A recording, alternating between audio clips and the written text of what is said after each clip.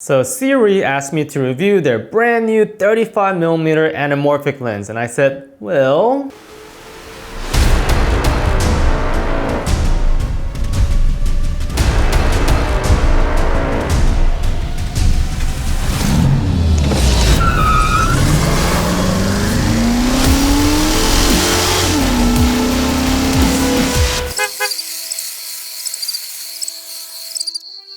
Yeah, trying to arrange a production during a pandemic, the struggle is real. Sometimes it's just me at a grocery store parking lot, but I gotta keep creating. Hey guys, how's it going? My name is St. Park and I'm obsessed with anamorphic lens flares. So I said absolutely, and they sent me this brand new lens for me to review, but they're not paying for this video. Hashtag not sponsored. You see, up until this point, I would add in the flares in post, which takes like forever. And I've been using this SLR Magic Anamorphic 1.33 adapter, but it's just too clunky to use, especially during like music video shoots. Because it's an adapter you have to attach to other lenses, the lens flares are not always straight and things get loose sometimes. Also, the widest aperture recommended to use on this adapter is f2.8 to f4, which can be very limiting in like super low light situations. So I'm gonna break down this video into two parts. First is gonna be like what's great about this lens, aka pros, and the second part is gonna be like what some people might call it cons. I'm gonna call it limitations you should be aware of, because as usual, I'm gonna share with you on how you can actually resolve these limitations. Before we get into it, I wanna get everyone on the same page by answering, what is anamorphic? Oh, you already know, huh? Yeah, it's like used in Hollywood all the time, right? Long streak lens flares, super wide, oval bokeh, yeah? Basically, watch any of the most recent Mission Impossible movies and you'll see these characteristics. It's super epic and cinematic. Yeah, putting in Tom Cruise's face makes any film cinematic, but anamorphic lenses play a huge part too. And usually we can't afford to hire Tom Cruise and rent or buy these lenses that are $30,000 plus, which is how much these massive and heavy lenses start at. This lens right here is a gem. So let's talk about this affordable solution. We'll go from least interesting to most interesting. First great thing about this lens is the build quality. Housing is made out of aluminum, it's not plastic. Inside it has 13 lens elements in 9 groups, so it's a solid lens. It's not the heaviest lens, but it weighs in at 700 grams or 1.55 pounds, so it doesn't feel cheap. I like the weight of this lens since it's not flimsy and it's well within my gimbal payload range. Speaking of which, I like that it ships with these focus and aperture ring gear. It's like super easy to put on since you don't have to remove any like lens parts and just slip it on. And the focus ring and the aperture ring feels smooth. Aperture ring has more resistance to it, so it won't like get loose and spin around during a video shoot. This also is an improvement over the last 50mm version. As you can see, the aperture ring is much thicker, so you can get a good grip on it.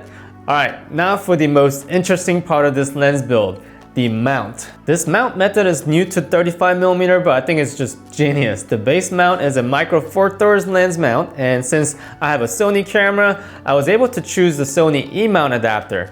The adapter goes on top of the base mount and it's secured by these 4 screws. And I like this a lot since, one, if you want to sell this lens, I'm not like limited to just selling it to Sony users. And 2, I can just simply lend this lens to a micro Four Thirds camera friend, which we're no longer friends because I use Sony. Just kidding, as long as you don't use Fuji, we can still be friends. Because currently the adapters are available for Sony E-mount, Canon EF M-mount, and Nikon Z-mount. Now keep in mind that this is a crop sensor lens, which we'll talk about it later. So how does it perform in the field? Let me show you. Literally guys, because the pandemic, I just took my kids to the field, but you see how like it makes every scene so epic? Like even without Tom Cruise, this image was shot using an ND filter, but you can see that lens flares are still coming through. Now let's try to put what we just saw on paper. Again, literally guys, I'm gonna use this official sharpness poster. It's called Sharpity Sharp Sharp Test. So we're about to get real technical, but like we're gonna fly through this, so hang tight. Sharpie test at f16 and f5.6, good. At wide open, f1.8, still pretty good.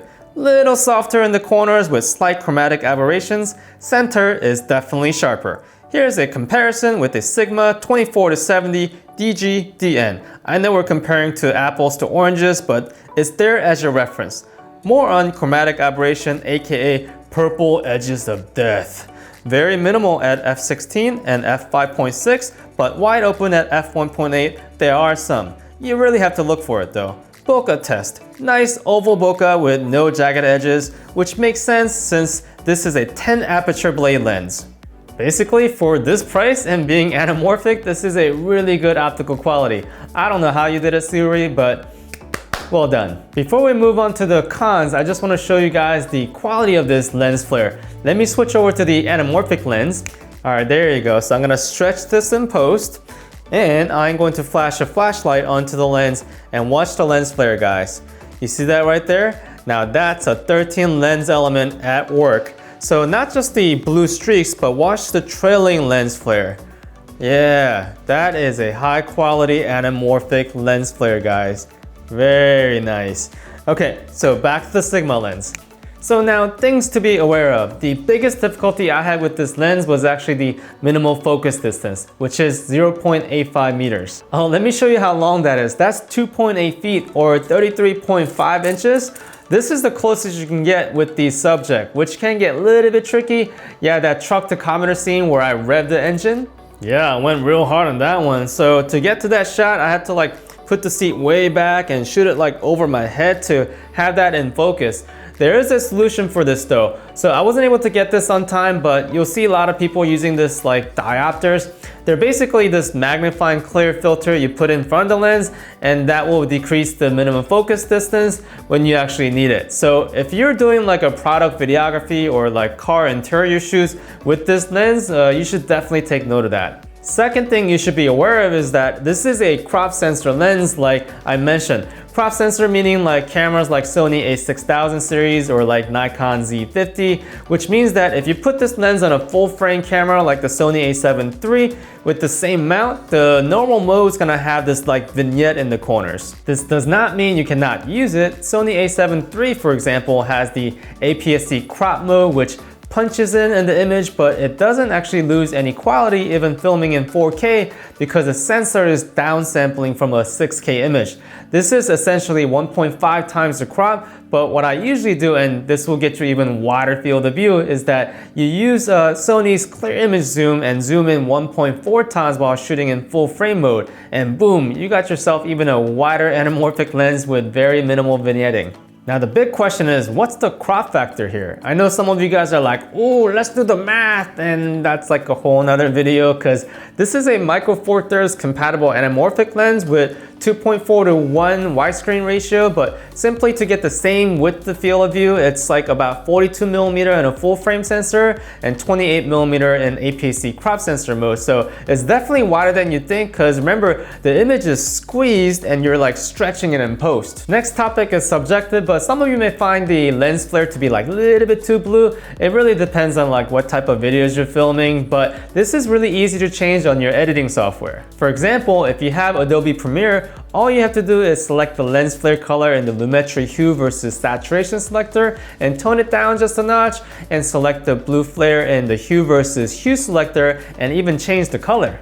Speaking of color, I don't know if you guys noticed, but this lens was a little bit warmer than the Sigma 24-70. That's something to be aware of if you're trying to shoot B-rolls and trying to color match to other lenses. You can either use auto white balance, or I would recommend using a gray card to at least have a good matching starting point. Lastly, keep in mind that the image you will see on your camera LCD screen is going to be squeezed, which may make composing and manually focusing shots a little bit more difficult. For this, I recommend using an external monitor unless your camera already has this feature, but Atom Shinobi I was using had this 1.33 anamorphic view built in, so I can see what my final video will look like. You don't have to use this. I definitely did not use this when I was filming my truck or my kids, but if that view bothers you, then that's the solution. By the way, guys, if you have any questions, feel free to comment below. I answer every single one of those questions within first 48 hours of video dropping. If you ask me week later after this video, I might be busy filming the next YouTube video in a parking lot somewhere, but don't feel bad if you miss me. I upload at least one video every 2 weeks. All right, back to the lens. Last question to answer is, who is this lens for? really anyone who's like absolutely in love with the anamorphic look, who is okay with the lens characteristics that you saw. I think this unique anamorphic look is well worth that price. Of course, you'll need to have a compatible camera, but if you have a micro four thirds camera and any of the other compatible camera mount as like a second body, man, this lens provides so much value. I'll leave a link in the description if you want to check out the most recent pricing, but first it's going to launch on actually Indiegogo starting today with the limited time discount, and as time goes by, it will be available in other retailers. All right, guys, that's it for me today. Thank you so much for watching until the end. If you made it this far, give this video a thumbs up, letting me know. I hope you make a great one, and I'll see you guys in the next video. Later.